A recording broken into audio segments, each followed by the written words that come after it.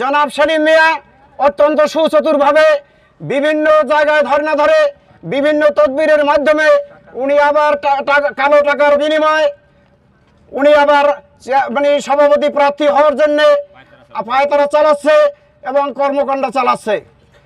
মানববন্ধনে উপস্থিত আছেন সোনাখাউল ইউনিয়নের 9টি ওয়ার্ড থেকে আগত বিএনপি নেতাকর্মী এবং সোনাখাউল ইউনিয়নের বিএনপি ও সহযোগী অঙ্গ সংগঠনের নেতৃবৃন্দ, উপস্থিত আছেন সাংবাদিক ভাইয়েরা, উপস্থিত আছেন প্রশাসনের নেতৃবৃন্দ এবং স্থানীয় এবং সোনাখাউল ইউনিয়নের নিরীহ জনসাধারণ।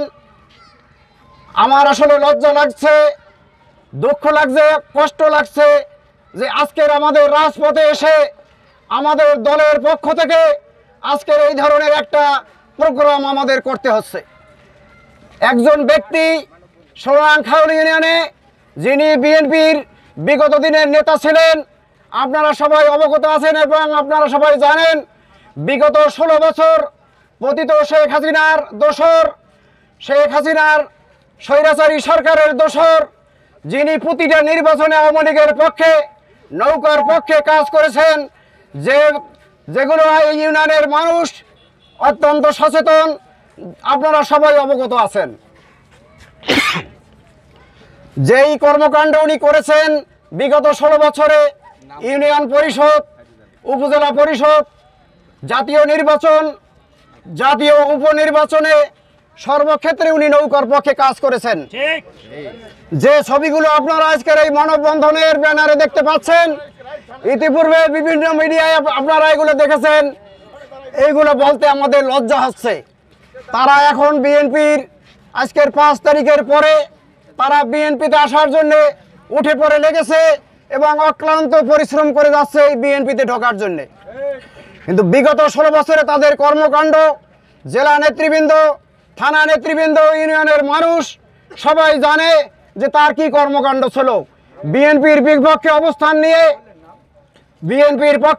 নিয়ে আওয়ামী লীগের পক্ষে, আওয়ামী লীগের দোসর হিসাবে সে কাজ করেছে, যেটা সর্বজন গৃহীত এবং পেপার পত্রিকায়, মিডিয়ায় এবং বিভিন্নভাবে আপনারা সেগুলো দেখেছেন।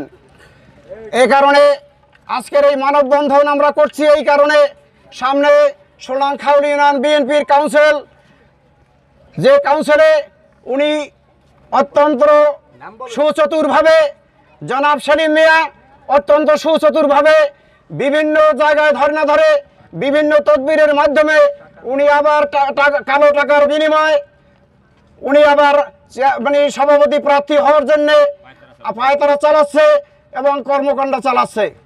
আমরা এই মানববন্ধনের পক্ষ থেকে এর তীব্র নিন্দা প্রতিবাদ জানাচ্ছি।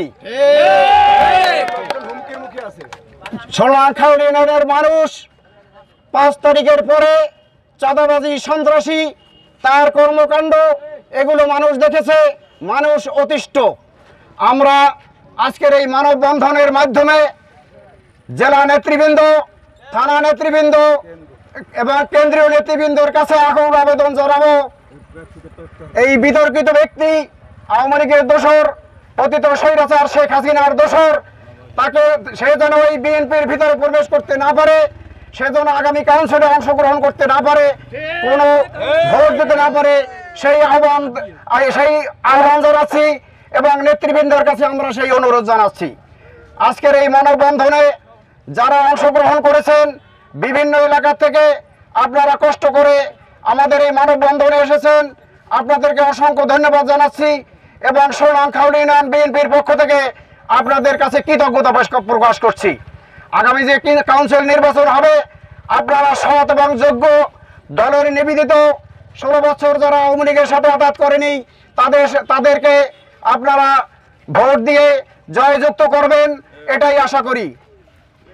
আমরা আশা করব আগামী কাউন্সিল বিএনপির সঠিক নেতৃত্ব তুলে ধরা হবে এবং সঠিক নেতৃত্ব চলে আসবে, এটাই আমরা আশা করি।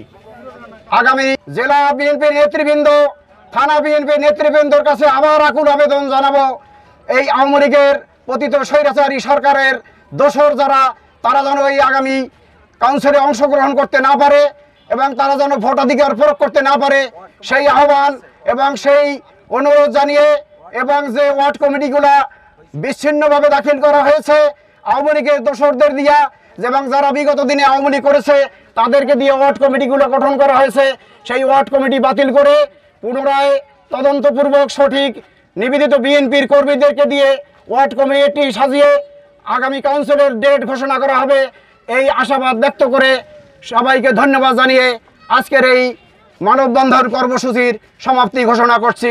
আল্লাহ হাফেজ।